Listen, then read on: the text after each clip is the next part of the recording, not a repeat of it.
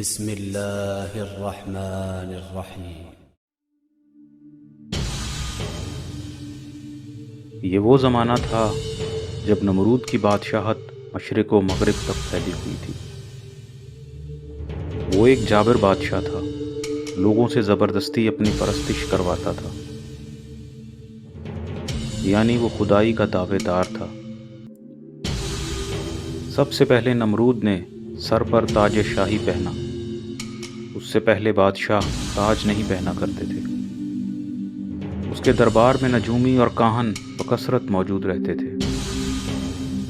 ایک رات نمرود نے خواب دیکھا کہ ایک ستارہ نکلا اور اس کی روشنی میں چاند، سورج اور سب باقی ستارے بے نور ہو گئے۔ کاہن اور نجومیوں کو طلب کر لیا گیا اور خواب کی تعبیر پوچھی گئی۔ ان سب نے یہ تعبیر دی کہ ایک لڑکا پیدا ہوگا جو تمہاری بادشاہی کو ختم کر دے گا۔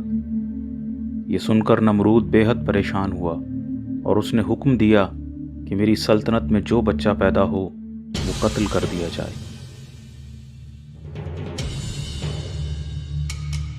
اس حکم پر ہزاروں بچے قتل کر دیے گئے۔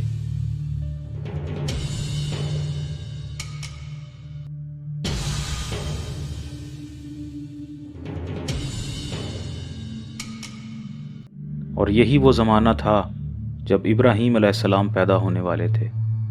ان کی والدہ نمرود کے خوف سے شہر سے دور ایک غار میں جا کر چھپ گئیں۔ ابراہیم علیہ السلام اسی غار میں پیدا ہوئے اور ہوش سنبھالنے تک وہ اسی غار میں رہے۔ اس طرح اللہ تعالیٰ نے ابراہیم علیہ السلام کو بچا لیا۔ ابراہیم علیہ السلام کے والد کا نام آزر تھا۔ وہ بت بناتے تھے۔ پھر وہ ابراہیم علیہ السلام سے کہتے کہ انہیں بیچ آؤ۔ ابراہیم علیہ السلام ان بتوں کو لے جاتے اور کہتے، کون ہے جو ایسی چیز کو خریدے جو کوئی نفع نہیں دے سکتی اور نہ ہی کوئی نقصان پہنچا سکتی ہے؟ تو کوئی بھی ان سے بت نہیں خریدتا تھا۔ ایک دن ابراہیم علیہ السلام نے اپنے والد اور اپنی قوم سے کہا، یہ کیسی مورتیں ہیں جن کے سامنے تم بیٹھے رہتے ہو؟ جب تم انہیں پکارتے ہو تو کیا یہ تمہاری پکار سنتے ہیں؟ تو قوم کے لوگوں نے کہا، ہم کچھ نہیں جانتے، ہم تو بس اتنا جانتے ہیں کہ ہمارے آباء و اجداد اسی طرح کرتے تھے، اس لیے ہم بھی ایسا ہی کرتے ہیں۔ ابراہیم علیہ السلام نے کہا، تم کھلی گمراہی میں ہو اور تمہارے آباء و اجداد بھی کھلی گمراہی میں تھے۔ قوم کے لوگوں نے کہا، اے ابراہیم، کیا واقعی تم کوئی سچی بات لے کر آئے ہو یا یوں ہی ہم سے ہنسی مذاق کرتے ہو؟ ابراہیم علیہ السلام نے کہا، میں ہنسی مذاق نہیں کر رہا بلکہ ایک سچی بات لے کر آیا ہوں۔ یہ بت تمہارے رب نہیں ہے، تمہارا رب رب العالمین ہے، جس نے آسمانوں اور زمین کو تخلیق کیا ہے۔ اور اللہ کی قسم، کسی روز جب تم اپنے بت خانوں سے لوٹ جاؤ گے تو میں تمہارے ان بتوں کے ساتھ وہ کام کروں گا جو تمہارے لیے باعث عبرت ہوگا۔ پھر اللہ تعالیٰ نے ابراہیم علیہ السلام کو آسمانوں اور زمین کی سیر کرائی تاکہ انہیں عین الیقین ہو جائے۔ ایک رات ابراہیم علیہ السلام نے ایک ستارے کو دیکھ کر پوچھا، بتاؤ کیا یہ میرا رب ہے؟ کچھ دیر گزری تو وہ ستارہ غروب ہو گیا۔ پھر چاند کی طرف دیکھ کر پوچھا، کیا یہ میرا رب ہے؟ کچھ دیر گزری تو چاند بھی غروب ہو گیا۔ ابراہیم علیہ السلام نے کہا، یہ سب زوال پذیر چیزیں ہیں، یہ رب کہلانے کے قابل نہیں ہیں، میں انہیں رب نہیں سمجھتا۔ اللہ کا شکر ہے کہ اس نے مجھے گمراہی سے بچا لیا۔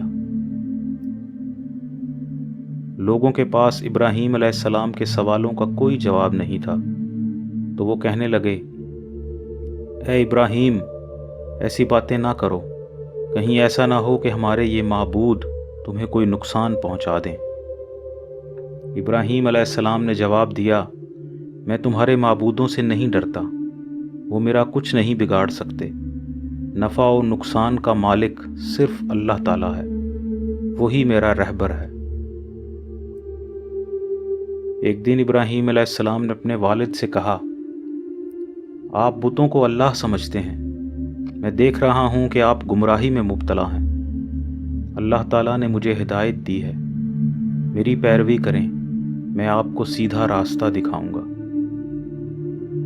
ان کے والد نے جواب دیا، اے ابراہیم، تم میرے معبودوں کو برا بھلا کہتے ہو، اگر تم اس روش سے باز نہ آئے تو میں تمہیں سنگسار کر دوں گا۔ خیر چاہتے ہو تو مجھ سے دور ہو جاؤ۔ ابراہیم علیہ السلام نے کہا، السلام علیکم، تو میں جا رہا ہوں، لیکن میں اللہ تعالیٰ سے آپ کے لیے دعائے مغفرت کروں گا۔ میں تو بس اپنے رب کو پکاروں گا، مجھے یقین ہے کہ رب کو پکار کر میں خیر سے محروم نہیں رہوں گا۔ یہ کہہ کر ابراہیم علیہ السلام اپنے والد کو چھوڑ کر چلے گئے۔ گھر چھوڑنے کے بعد ابراہیم علیہ السلام جہاں بھی لوگوں کا مجمع دیکھتے وہاں ان کو دلائل دیتے تاکہ وہ اللہ کی طرف رجوع کریں اور بت پرستی چھوڑ دیں۔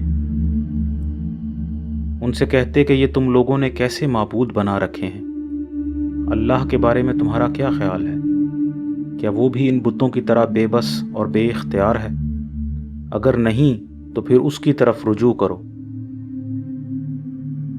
پھر ایک دن جب قوم کے لوگ اپنے بت خانے سے لوٹ گئے تو ابراہیم علیہ السلام بت خانے میں گئے اور ان بتوں سے کہنے لگے، یہ چڑھاوے کا کھانا جو تمہارے سامنے رکھا ہے، اسے کھاتے کیوں نہیں؟ کیا بات ہے، تم بولتے کیوں نہیں؟ پھر ابراہیم علیہ السلام نے ان بتوں کو توڑنا شروع کر دیا، یہاں تک کہ وہ ٹکڑے ٹکڑے ہو گئے۔ صرف ایک بڑے بت کو چھوڑ دیا تاکہ جب لوگ آئیں تو اس سے رجوع کریں۔ جب قوم کے لوگ بت خانے میں آئے تو بتوں کی یہ حالت دیکھ کر کہنے لگے، جس نے ہمارے معبودوں کا یہ حال کیا ہے وہ بڑا ظالم ہے۔ کچھ لوگوں نے کہا، یہ ضرور ابراہیم کا کام ہوگا، وہی ہمارے بتوں کو برا بھلا کہتا ہے، اسے سب کے سامنے لاؤ تاکہ اس سے پوچھا جائے۔ ابراہیم علیہ السلام جب وہاں آئے تو قوم کے لوگ کہنے لگے، ہمارے معبودوں کے ساتھ یہ حرکت تم نے کی ہے۔ ابراہیم علیہ السلام نے کہا، اس بڑے بت نے یہ حرکت کی ہے، تم ایسا کرو کہ انہی سے پوچھ لو کہ تمہارا یہ حال کس نے کیا ہے۔ یہ سن کر سب نے ایک دوسرے کی طرف دیکھا اور بولے، اے ابراہیم، تم جانتے ہو کہ یہ بولتے نہیں، تو ہم ان سے کیسے پوچھ سکتے ہیں؟